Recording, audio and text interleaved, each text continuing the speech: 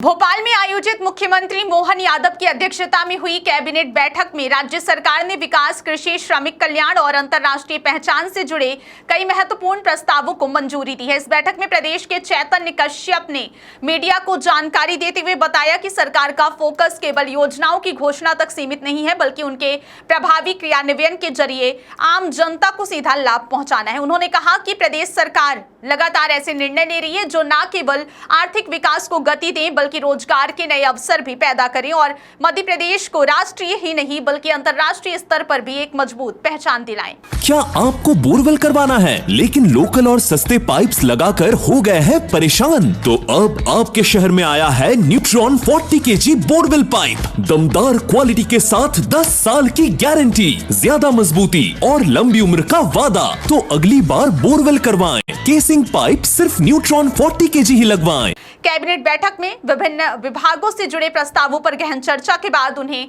हरी झंडी दी गई, जिससे यह स्पष्ट होता है कि सरकार प्रशासनिक दक्षता और योजनाओं की गति को लेकर गंभीर है। बैठक में कृषि क्षेत्र को लेकर विशेष रूप से फोकस किया गया है, जिसमें गेहूं खरीदी की वर्तमान स्थिति पर विस्तार से समीक्षा की गई। सरकार ने बताया कि इस साल समर्थन मूल्य पर गेहूं उपार्जन का कार्य तेज गति से चल रहा और अब तक लगभग 40% किसानों से गेहूं की खरीदी पूरी की जा चुकी है। यह आंकड़ा इस बात का संकेत है कि खरीदी प्रक्रिया व्यवस्थित तरीके से आगे बढ़ रही है और किसानों को उनकी उपज का उचित मूल्य समय पर मिल रहा है। खास बात यह रही कि इस बार केवल छोटे किसान ही नहीं बल्कि मध्यम और बड़े किसान भी सक्रिय रूप से अपनी उपज बेच रहे हैं, जिससे बाजार में स्थिरता बनी हुई है। सरकार का प्रयास है कि खरीदी प्रक्रिया को पारदर्शी और सुगम बनाया जाए ताकि किसानों को किसी भी प्रकार की परेशानी का सामना ना करना पड़े। इसके साथ ही समय पर भुगतान सुनिश्चित करने पर भी जोर दिया गया है, जिससे किसानों की आर्थिक स्थिति मजबूत हो सके और वे अगली फसल की तैयारी बेहतर तरीके से कर सके।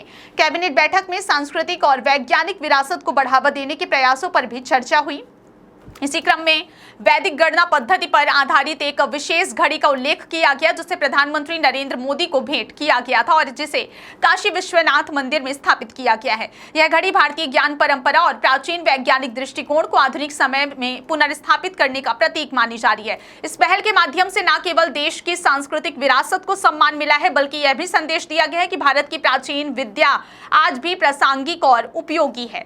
सरकार ने ऐसे प्रयासों के जरिए प्रदेश और देश के सांस्कृतिक पहचान को मजबूत करने की दिशा में काम कर रही है। इसके अलावा बैठक में अंतर्राष्ट्रीय स्तर के आयोजनों को लेकर भी महत्वपूर्ण निर्णय लिए गए। खासतौर पर इंदौर में 9 से 13 जून के बीच आयोजित होने वाले ब्रिक्स सम्मेलन को लेकर तैयारियों पर चर्चा की गई। इस सम्मेलन में 21 देशों के प्रतिनिधि शामिल होंगे, जिससे यह आयोजन वैश्विक स्तर पर मध्य प्रदेश की पहचान को और मजबूत करेगा। कृषि कल्याण वर्ष के तहत आयोजित होने वाला यह सम्मेलन कृषि क्षेत्र में नवाचार, उन्नत बीजों के उपयोग और आधुनिक तकनीकों के समावेश पर केंद्रित रहेगा। इसमें विभिन्न देशों के विशेषज्ञ अपने अनुभव साझा करेंगे, जिससे प्रदेश के किसानों को नई तकनीकों और बेहतर कृषि पद्धतियों के बारे में जानकारी मिलेगी। यह आयोजन न केवल ज्ञान के आदान प्रदान का माध्यम बनेगा, बल्कि निवेश और सहयोग के नए अवसर भी खोलेगा, जिससे राज्य की अर्थव्यवस्था को दीर्घकालिक लाभ मिलने की उम्मीद है।